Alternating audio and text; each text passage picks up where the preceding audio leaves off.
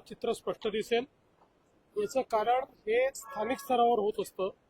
स्थानिक स्तरावर त्यांच्या चर्चा चाललेल्या आहेत। काही ठिकाणी महायुती झाली आहे, काही ठिकाणी झालेली नाही आहे। स्थानिक स्तरावरच हे सगळे निर्णय होत आहेत। त्यामुळे परवापर्यंत तुम्हाला चित्र स्पष्ट दिसेल। जागा वाटप वरून होतच नाही। जागा वाटप हे जिल्ह्यामध्येच होतं। त्यामुळे जिल्ह्यामध्ये त्या सोयीप्रमाणे त्या पक्षांनी एकत्रित येऊन केलेलं आहे। जिथे महायुती शक्य आहे तिथे महायुती झालेली आहे, कुठे दोन पक्षांची युती झालेली आहे, कुठेच युती झालेली नाही। त्याच्यामुळे हे जिल्हा स्तरावरचा छोटी निवडणूक आहे, ही काही मोठी निवडणूक नाही आहे, ही काही राज्याची निवडणूक नाही आहे। त्यामुळे तिथल्या परिस्थितीप्रमाणे निर्णय होत असतात।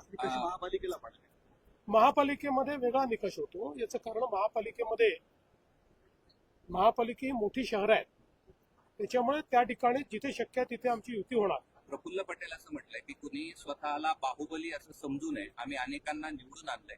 राष्ट्रवादी काँग्रेस हा स्वतंत्र पक्ष आहे, त्यांचा रोख कुणाकडे हे काय कळत नाही। तुम्ही शोधून काढा कोणाकडे रोख आहे, आमच्याकडे तर नाही आहे एवढं नक्की सांगतो। पवारांनी खंत व्यक्त केली आहे की मला बिहारच्या निवडणुका लढवायच्याच नव्हत्या, मात्र हा निर्णय घेतला आणि तोंडावर पडलं, मान्यही केलं।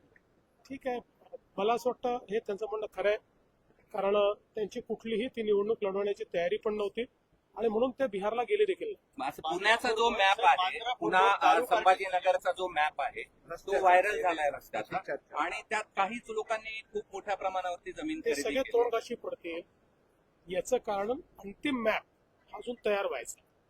हा राष्ट्रीय महामार्ग प्राधिकरणाने 3 वर्षापूर्वी केलेले टेंटेटिव्ह अलाइनमेंट जे आहे, आता अलाइनमेंट जी आहे ते MSIDC करते। त्याच्यामुळे आणि एकदा ती अलाइनमेंट फायनल झाली की तो पब्लिक डॉक्युमेंट असतो, तर काही लपवाछपवी नसते त्याच्यात, तो पब्लिक डॉक्युमेंट होतो। त्यामुळे मला असं वाटतं की आता हे जे काही स्पेक्युलेशन चालले आहेत, जेव्हा अंतिम आराखडा होईल तेव्हाच लक्षात येईल।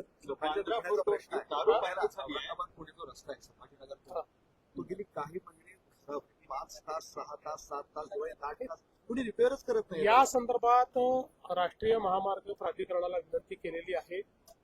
त्यांनी आम्हाला सांगितलंय की ते त्याचं रिपेअर्स हातात घेत आहे। आपण लिहिलं होतं दारू पार्टी झाली आणि त्याला राज्य उत्पादक शुल्क विभागाने परवानगी दिल्याची माहिती, त्याचा व्हिडिओ वगैरे अशा प्रकारची पार्टी व्हिडिओ मी पण मला काही लोकांनी सांगितलं, मी बघितलेला नाही, पण त्याला जर परवानगी दिली असेल तर कारवाई केली।